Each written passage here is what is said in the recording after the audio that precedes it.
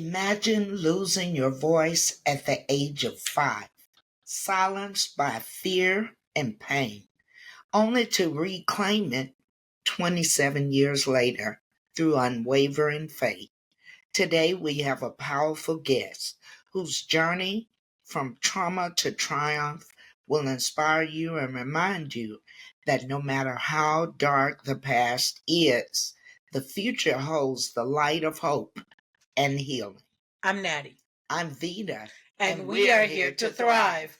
Welcome to another episode of Thrive by the Rising Muse, where we delve into family, friends, faith, and mental health. Today we have a truly special guest joining us. Tanisha is the author of My Pain is My Power and the ministry's founder of the same name. Her story is one of incredible resilience and faith.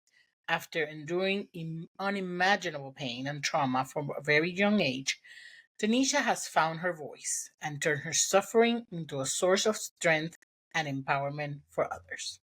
Her book and ministry have touched countless lives, offering hope and healing to women and children who have experienced similar struggles. We're honored to have her here today to share her journey and insight. Welcome to Thrive, Tanisha. We are so glad to have you. Let's Yes, start ma'am. with your book, My Pain is My Power. What inspired you to write that book? What inspired me to write my book? The things that I've gone through as a child and not being believed as a child. And as I got older, and the memories would not leave my mind. And I said, one day I'm going to write a book. I'm going to share my story, and somebody's going to believe me. In hopes to also being able to help other people who's gone through or going through the things that I've experienced. So that's what inspired me to write my book. That's awesome. Finding your inner voice after so many years of silence is remarkable. How did you manage to reclaim that? It took me becoming dealing with suicidal. I had thoughts. I've never attempted suicide, and my children were small at the time, and I knew I wanted to live not just for me, but I wanted to be there for my kids. Right. And so I knew I needed some help, so I started reaching out to a mom group or dealing with ADHD and just different topics. And so I shared part of my story in there, and I was referred to and recommended to a group for adults of child abuse, sexual assault. And so I shared my story, and I rediscovered, like, meeting and connecting with other people who had gone through what I've gone through. Yeah. I know that writing is such a therapeutic process. I am a writer myself, and I know that I write more fiction than anything, but even within fiction, sometimes you hide behind the characters to process some of the pain. Was it what was writing the book like for you? Did you find healing through the process of writing your book?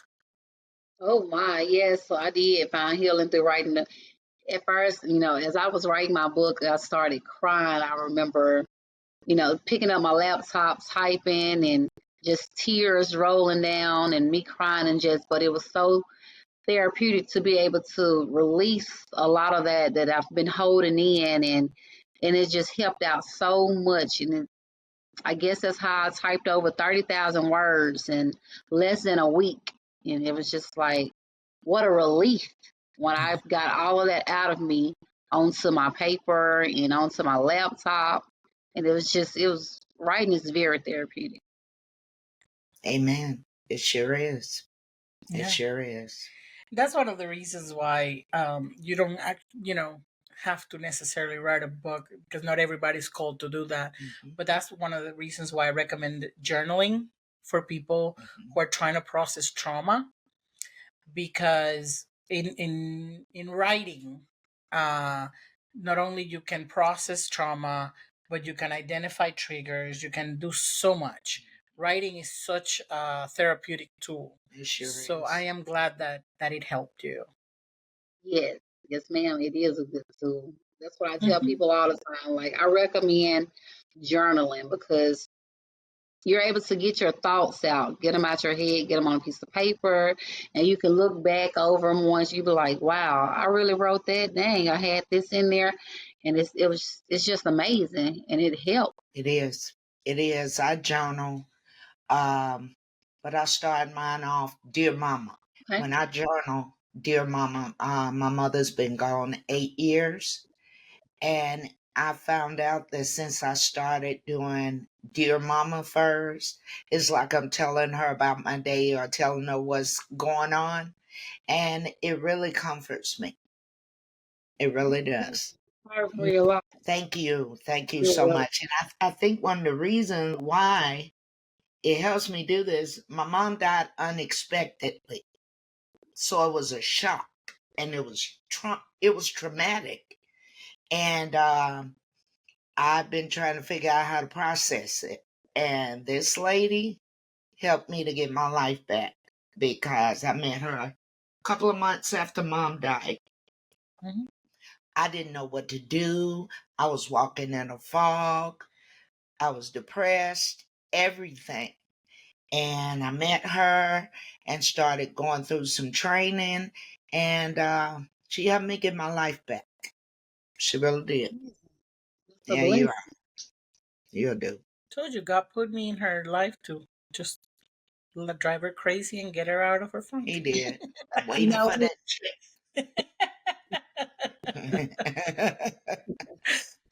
Let's talk about your faith. Faith plays a central role in your story. What message do you hope to convey about the power of faith in overcoming life's challenges? ooh, that's beautiful. Um, Forgiveness. Hmm.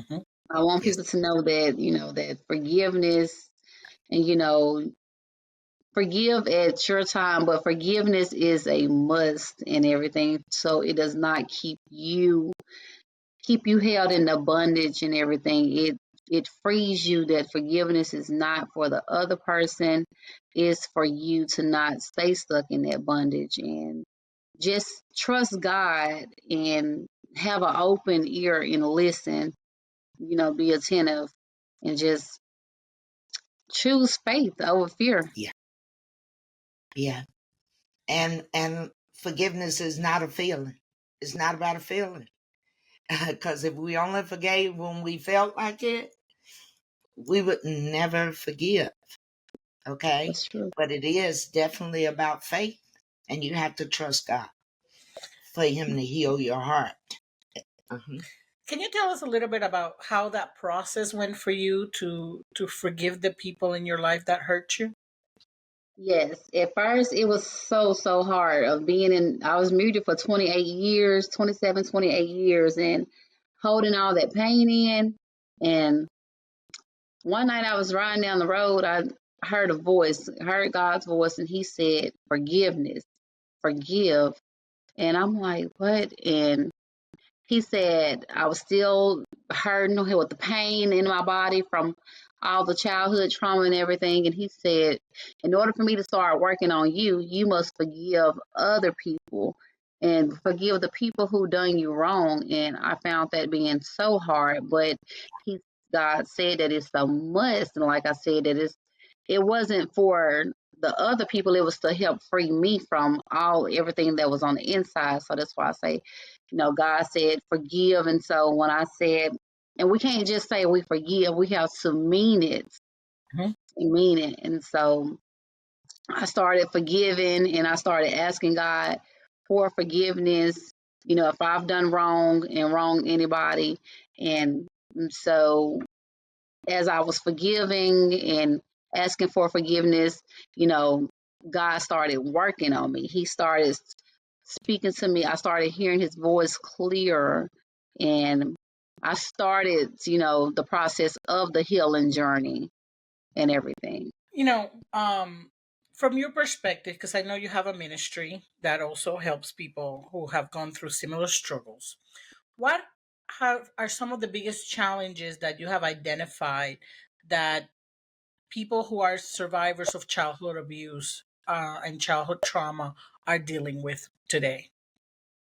People are dealing with unforgiveness. They're dealing with not knowing where to start. I hear a lot of people say, I don't know what to do. I don't know, there's like older people who reach out as well. They say they feel stuck. They've never talked about, their childhood trauma, because they're like, back in the days there wasn't any resources like there are today, and you know they're not tech savvy with getting into certain groups, or that they just people don't know what to do, and they don't know where to start, or they're afraid to talk to somebody because of being judged, and of things being thrown back in their face. And but I do have a lot of people say, since I've heard you share your story, thank you, because you have given me hope, and some of the things that you said, you know, that they're willing to go see therapy, reach out to counselors, and journal. Like, they didn't know where to start, Mm-hmm. the starting point. You got to start right where you are. That's Mm-hmm. it. You just have to pick up a piece of paper and a pen Mm-hmm. and just start writing. Yeah, like we were talking the other day, the very first thing is acknowledging the pain. Yes. Because people might be angry and don't even realize that it's all the trauma and all the issues they've gone. Mm-hmm. So, and then I agree, the first step after acknowledging the pain, it's I would because sometimes you can't get to forgiveness until you start writing things down. Right. Right. I can tell, I know when we talked before, I had that you have to forgive in the middle of driving, which is very unsettling. Hearing the voice of God, you have to forgive, and I'm driving and in this traffic, and it's like, really, right now, we have to have this conversation. But he knew he had my full attention. I'm in traffic. There's nowhere I can go. And I know, for me, and for you too, because yours was through inventory, which is writing. That was the way that I could get to the point of forgiveness. I had to write down my pain. I had to write down what happened. And then the hardest part was writing the words, I forgive you. Mm. It took me 3 days fighting with, and I was like, it's just writing. Oh, actually, I was typing. It was typing it. I can just, I could not get my fingers to do that. Yeah. So, yeah, I think that's once you acknowledge the pain, then starting to process will be the next step. And I think journaling or writing your pain and your experiences, whatever, will be a healthier next step so that you can get to the point of forgiveness. And a lot of prayer in between. A whole That's lot. that's true, because it's not easy to forgive. It's not, we go through all these traumas and childhood, things that have happened, and it's like, why do I have to forgive somebody who did, what they've done to me? And some people never forgive. Some people may never forgive and everything.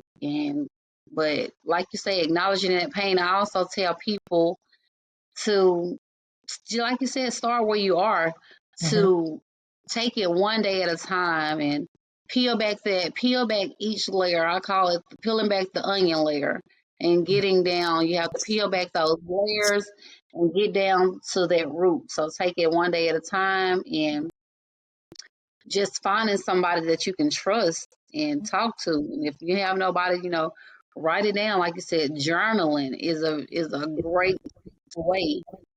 And Yeah, it is a great tool. I did not start feeling free. I'm going to tell you the difference. I've been counseled for years. Okay. I've been going to counseling, to therapists. But until I actually wrote down I had to look at it. Mm-hmm. And in order for me to write it down, that meant that I had to go back and think about it. Mm-hmm. We went through so many boxes of Kleenex in that class. It was about 5 women in the class. And oh my God, we cried every Monday night for 2.5 hours, going through forgiveness, writing our inventory sheet, writing down people, and God will bring people back to your remembrance. And He'll also bring things to your remembrance that you did to others. And I had to deal with that too. It's like, I haven't done anything. Hey, I had to. And then I start thinking about it. Oh, yes, I have. Yes, yes, I did. When I did my inventory, I had to go all the way back to pre-K. When I, yeah. So a kid pulled my hair, and we in the yard of the school there was like a clubhouse made out of wood. So he pulled my hair, and I hit him. That was not the problem. The problem was he told, and obviously they called my mom. He didn't get in trouble. I got in trouble, and I got beaten at home for hitting a kid. So I pulled him into that clubhouse, and I had orthopedic boots, and I did some damage. I was 4. Wow. Just to say something. I didn't even know she had all that in her. I never told you that story? No. Oh, well, there you go. And when I did my inventory, I had to, I don't know what the kid's name is, so I couldn't ask for forgiveness, but I had to ask God to forgive me for that because I knew what I was doing. I beat the crap out of that child, and with my orthopedic boots. If you remember, I don't know how they do them now. Those orthopedic boots back in the day, that was like having blocks of cement on your feet. Well, the number one thing is they were not cute at all. No, they had low majoring. and I told him, and if you tell again, we're coming in here every day. He never told. I don't know what. And see, something way back then, when we were in this class, God started opening up my mind because, you push stuff in the back. And you have this closet, and then you have a lock on the door so that it won't come out. And what we don't realize is there are things that trigger hurts from the past. That's true. And that's why, as God brought things to me, crying, using tissue, pushing the paper out of the way, saying, I can't do it, coming back later. It was very emotional. Very emotional. But when we got through it, I felt so much lighter. Yes. I felt so much lighter. And we don't realize how unresolved and unforgiven hurts weigh us down. It's really like walking around with weights. You know how you have weights around your ankle? Yes. Walking around with weights on your ankle. And when we went through that process and came out on the other side, I felt so light. I really did. So But it's beautiful. Yes, it is. All that heaviness that you have to carry and all the weights and everything. Some things that we should never have to carry is like they should be on those people, but we carry all that weight and the heaviness and it creates and sets up so much in our body for high blood pressure, anxiety, PTSD, nightmares, flashbacks, schizophrenic, just a whole lot of mental illnesses and mental health issues. From a lot of it comes from, like you just said, unresolved trauma.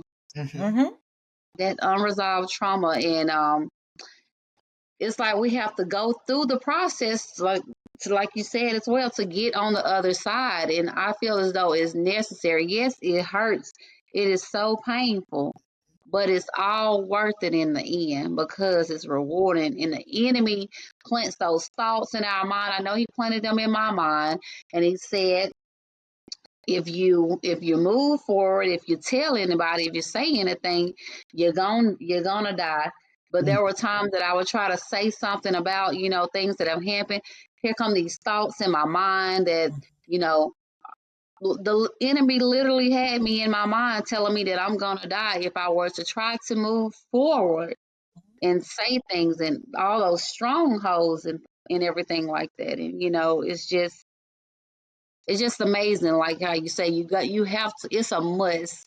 And some people never speak on it. It's painful going through it, and it's painful reliving it, but the process and going through it and getting through it is beautiful, because Yes. there is victory on the other side. There's light on the other side. There is. And Yes. for so long, 28 years, I was in darkness for 28 years. And the enemy would try to keep me, you, everybody else, anybody else living in darkness, so we could stay muted and stay quiet and not never to speak on these, traumatic things that we've gone through, experience that we've experienced. Yeah. Exactly. Exactly. I remember my first thought was walking into the class. These women go to church with me. They've been knowing me for years. Now they gonna know my business. I was the choir director. I'm the church secretary. I taught this and that. Now they gonna know my business. But when we all got in there and everybody decided we choose to let this go, it wasn't about knowing the other person's business so you could go talk about it. We prayed for each other. We had to pray each other through that class, because that forgiveness process, remember the night we were supposed to bring the inventory sheet in, and we had one person who it was still at that time so hard for them to write things down. And I mean, they bawled. And we had to come around her, and we had to pray for her and pray with her and let her know we're not here to judge you. We want you to be free like we need to be free. And that's what we want. See, the way I look at this process is I look at it like surgery, like physical surgery. I've never had surgery until not last year, 2020. I don't know what day it is. And I had to have shoulder surgery. And I remember being afraid of the pain I was going to be in when I woke up from the surgery. I was in pain already because that's why I needed surgery. But I always thought about the fact of how much more it was going to be once they actually cut in and did whatever they needed to do. And it is kind of the same way. When you're going in, you're scared of the pain. But then the part that you don't think about is after the actual surgery, the cancer's been taken out, the darkness has been taken out, the trauma has been taken out, and you go through the healing process, which translate to my PT process, which is in the healing process when you're doing the spiritual or the emotional part. And now I don't hurt, I move, I do all kinds of things. If I had not gone through that process, two things were true. Either I was going to still be in pain or it would have been worse. Because the longer we are in that pain, the worse it is. You know, you were saying you were 28 years. It was not going to get any better if you hadn't started your process. And the longer you are in life, the stronghold was going to get stronger. So the way I look at the process of healing is like a surgery. Yes, you're scared of how much pain you're going to be in, and if you're going to get enough medication to get well. In the spiritual or emotional part, you're going to get the prayer and the people around you, if you have support, and the counseling. That's going to be kind of like the pain medication. And once you get rid of all that dirt and all that darkness, then you're going to start your healing, which is kind of like I said, your PT. And then eventually you're going to be functional and the pain is going to go away. And the events are not going to go away, just like I have scars that are still here, but it's not going to hurt. It's not going to, I can do things, and you're going to be able to move forward and have a life that is different, and make an impact. And I can chase a 3-year old, and I can lift boxes and stuff like that, that I would not have been able to do if I hadn't gone through that surgery. So that's the way I look at the process of healing, Right. from traumas and unforgiveness and all the junk that we've been through. Yes, you'll be able to thrive, as it says best on the wall behind Right. you. Survive to thrive. Exactly. Definitely. Yeah, we were not meant to survive or to just sit by. We were meant to thrive. Yes, To ma'am. thrive. Yes, ma'am. And we don't realize how unresolved pain affects our relationships. If you can't forgive your past pain and you're in a relationship, new pains are going to come. And unfortunately, they may trigger the old pain. I hadn't forgiven my dad. The first 10 years of my marriage, I treated my husband terribly because I was angry and I couldn't tell that person what I wanted to tell them. So I didn't realize I was taking it out on my husband.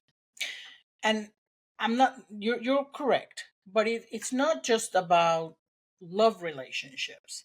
Because in friendships, as a parent, when you have all that anger in you, how are you going to parent? Kids are going to trigger you. That's their job. Yeah, they will. So how if you have not been able to heal your pain, your trauma, how are you going to be effective as a parent? Right. How are you going to teach a loving heart to a kid when you're full of anger? Right. So it affects any relationship, even your relationship with God. Yes. Because I know for a fact that my unresolved issues with my dad made me not understand for a while the relationship of God the Father, until I realized that my father in the flesh had nothing to do with God the Father. I couldn't relate to him as God the Father. So all this mess affects all our relationships, from does. God down to the neighbors, the babies, your friends. It affects everybody. Let's talk about your ministry. Yes. It has a compelling mission. Tell me about your ministry and what the mission of your ministry is. My pain is my power ministry is to thrive, motivate, empower, inspire, help other women. I'm all about women empowerment and helping children. Also about, you know, educating others on trauma, mental health, mental wealth, being able to start where to start, and start on the healing. What does healing look like? And getting crossing over to the other side and to moving forward with life and just being who God has called others to be. And that's what my pain is my power is. Can you tell me, like, some of the activities you do to accomplish that? What kind of things you guys specifically do?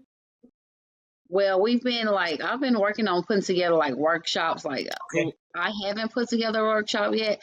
I do mostly a lot of talking online with people, and we just talk, and I tell them, start with journaling. Journaling is the big thing that we do together. Like, get your journal and write down your everyday goals. What do you want to do? Who do you want to be? And write down, releasing your trauma, put it on paper, and just talking to other people. So you're doing like speaking engagements, or like one-on-one coaching? In the process of doing like one-on-one coaching. Okay, but you're doing I like speaking engagements and stuff like that? Yes, I've been doing That's good. speaking engagements. So I travel doing speaking engagements. I'm getting ready to speak in Gatlinburg, Tennessee in October at a women's retreat. Yay! Awesome. That is Yeah, That's great. great. yeah. Tell me how believers in the community can better support individuals who have gone through experiences similar to yours. You said how they can what? I'm sorry. How can believers and the community better support individuals who have gone through experiences like you've gone through? What do you think the community can do? The church, you know, what can they I feel do to help? I feel like they can have like round table talks, like post about it, like let's talk about it. Let's have an event on mental health. Let's have an event on if one is going through SA, sexual assault, or DV, domestic violence. Let's have a roundtable talk about it and provide like the local resources or the nationwide resources, and just have like peer support for others to have someone in there that they feel as though that they can trust, and that they're not going to hear this from talking to Johnny or Sarah or whomever, that they're not going to be in church talking about somebody, that this is not going to come back up, that they have a safe place and a safe space to where Definitely. that they can be trusted, Hmm. that they put that trust, because trust is hard. It's hard trusting people. It Mm-hmm. is. It is. Right. That's why you have to work so hard to make sure that and to emphasize to people that where you are is a safe space. It's Our true. conversation is a safe space. But what I let people know in the beginning, if you are thinking about harming yourself or harming someone else, I will have to let someone know, okay? Safety is Because important. they want you, it's like we have a safe space, but if you're threatening or having thoughts of harming yourself, we got to get you some help. So I Right. let them know at the beginning. If you're thinking about harming yourself, harming someone else, I will have to let someone know so that you can receive help. Not so that you can get in trouble, but you need to get help. You need to get the help. Hmm. And help is available. Mhm. There's help, and so much help is available. 988, the Yeah, crisis line, it's available. definitely. Definitely. For crisis and for suicidal Mhm. thoughts. Right. Yes, 988 it is. is available, yes. This has been quite the remarkable journey for you. What things have you learned about your own self through this journey? I've learned that this once quiet girl is no longer quiet, that she does have a voice, and that I've learned that I am important. I am somebody. I've learned that I I have confidence within myself. I've learned that I'm a people's person, and that I just love helping other people. And I understand why the enemy tried to keep me quiet for so Mhm. long, because of everything that came out on the other side before, after darkness. This is why, because God had a plan, a purpose, and have a plan, a purpose, and a mission for me. So Yes, he does. Absolutely. He definitely does. Let me see. Through this journey, what have you learned? And you shared that with us. Mhm. And for those who are struggling with similar experiences of pain and trauma, what advice would you give them? I would say find someone that you can trust, whether it's a close friend or family. Talk to them about what's going on or what's going on. If not, like if it's someone in school, go to a counselor or a principal or a teacher and talk to them. And also, seek out to therapy, because therapy and counseling, it does help. Don't stop. Just because the first therapy or counselor didn't work out for you, keep seeking until you find the right one, because Mhm. there is one that will help you. Also, join support group, private support groups on Facebook. I have a private support group that others can join. It's called My Pain is My Power. Private support group is a group for women.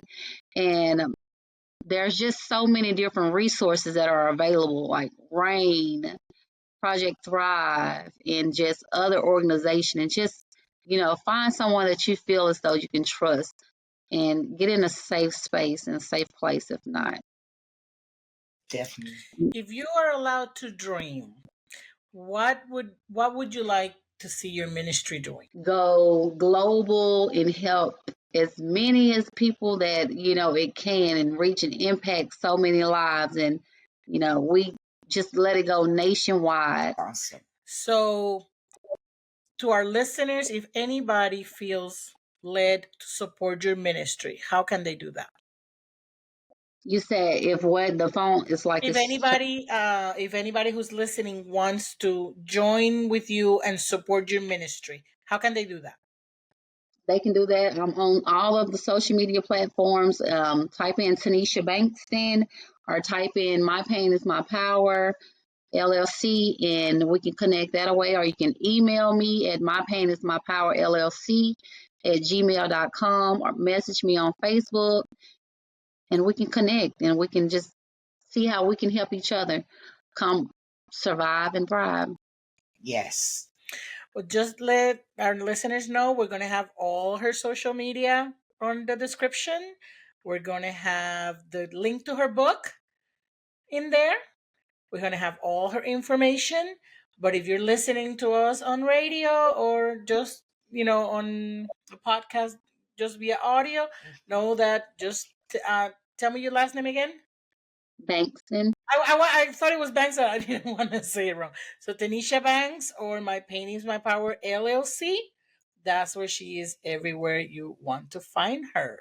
Okay, Miss Tanisha Bankston, your story is a testament to the strength of the human spirit and transformative power of faith.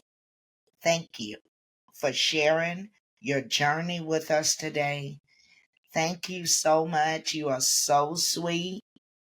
And I'm so glad that you have your voice. You said, now that I have my voice, I will not keep quiet. And that is awesome, because there are a lot of people out there that need someone to fight for them.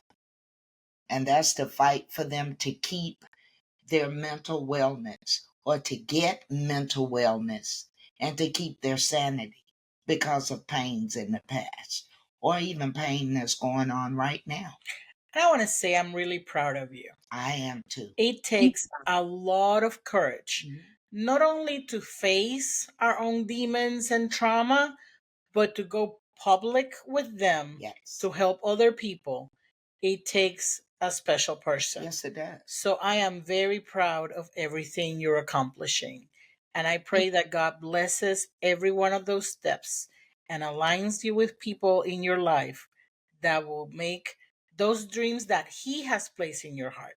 Because one of the things I'm learning is that the desires of our heart are the desires that God has put in our hearts. One thing. Yes. And so I know that this ministry that God has put in your heart are the desires of His heart in your heart, and I pray that God aligns people in your life. Definitely. So that you can see where all this bravery and all this healing is going to impact in the future. Amen. Amen. In Jesus' name. Mm-hmm. Amen. We thank you Thank you so much for being here, sweetheart. And you're always welcome here as your projects come. We would love to have you again. And thanks for being so transparent and so brave. Yes, thank you. God bless you. God bless you. Bye. You can find more information about her book and ministry in the description. Remember, no matter what challenges you face, there is always hope and path to healing. Thank you for tuning in to Thrive by the Rising Muse. Remember, if you're experiencing a mental health crisis, please dial 988.